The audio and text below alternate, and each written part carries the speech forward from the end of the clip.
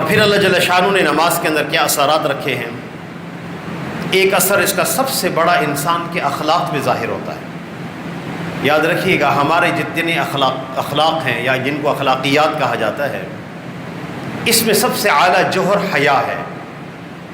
حیا ہے تو اخلاق ہیں، محاسن بھی ہیں، خوبیاں بھی ہیں، صفات بھی ہیں۔ اور حیا نہ رہے، بے حیائی پیدا ہو جائے، تو پھر انسان جو ہے اس میں اخلاق کی ساری صفات نکل جاتی ہیں۔ اور حیا کا جو عنصر انسان میں پیدا ہوتا ہے وہ نظر اور فکر سے پیدا ہوتا ہے۔ ایک آدمی بے حیائی کے سامان مسلسل دیکھ رہا ہو اور اس کے بارے میں مسلسل سوچ رہا ہو تو حیا اس سے رخصت ہو جاتی ہے۔ اور آپ صلی اللہ علیہ وسلم کے ارشاد ہے، الحیاء والایمان توأمان، حیا اور ایمان دو جڑواں چیزیں ہیں، اگر ایک نکل جائے دوسرا ساتھ ہی رخصت ہو جاتا ہے۔ اور پھر حیا جیسی خوبی انسان سے چلی جائے تو پھر نبی صلی اللہ علیہ وسلم کے ارشاد ہے، اذا فاتک الحیاء فافعل بما شئت، جب حیا فوت ہو جائے پھر تو جو مرضی کر، تو جو مرضی کرتا پھرے۔ جس معاشرے سے، جس فرد سے صفت حیا نکل جاتی ہے وہ معاشرہ بھی بے چین ہوتا ہے، وہ انسان بھی بے قرار اور بے چین ہوتا ہے۔ حیا باختہ چیزیں، حیا سوز چیزیں، حیا کو نقصان والی چیزیں، پہنچانے والی چیزوں کا دیکھنا، سننا، افشا خیر کی بات نہیں ہے۔ اس کے مقابلے میں ایمان ہے، حیا کے مقابلے میں۔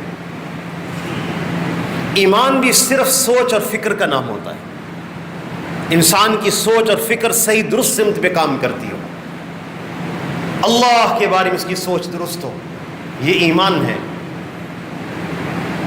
اس لیے ہماری سوچ، فکر اور نظر ہمیں نقصان پہنچاتی ہے اگر ہم بے حیائی کے سامان دیکھ رہے ہوں اور اس کی عادت بنائی ہوئی ہو۔ رفتہ رفتہ ایمان خالی ہو جائے گا اور انسان کو احساس نہیں ہوگا کہ وہ سمجھ رہا ہوگا کہ میں ایمان پر ہوں، میں خیر پر ہوں۔ حیا اللہ جل شانہ عطا فرماتے ہیں جب آدمی نماز کا اہتمام کرنے والا ہو۔ ان الصلاۃ تنہی عن الفحشاء والمنکر، نماز کا سب سے بڑا اثر انسان کے اخلاق پہ یہ ظاہر ہوتا ہے کہ یہ حیا والا بندہ ہوگا۔ بے شک نماز روکتی ہے بے حیائی سے اور منکرات سے۔ اس لیے جس زمانے میں ہم گزر رہے ہیں، جس سفر سے ہم جا رہے ہیں، اس میں ذمہ داری ہوگی کہ بچوں پر بھی ایسی محنت کی جائے کہ ٹین ایج سے پہلے یہ بچے ہمارے نماز کے پابند بن چکے ہوں، ٹین ایج سے پہلے بلوغت سے پہلے۔ بلوغت کے بعد نمازی بنانا مشکل ہوتا ہے، اور بلوغت سے پہلے جس خلق کی طرف ہم موڑ دیں موڑ سکتے ہیں۔ اس لیے اللہ جل شانہ نے بعض انبیاء علیہم السلام کے احوال بھی ذکر کیے، وَكَانَ يَأْمُرُ أَهْلَهُ بِالصَّلَاةِ وَالزَّكَاةِ وَكَانَ عِنْدَ رَبِّهِ مَرْضِيًّا۔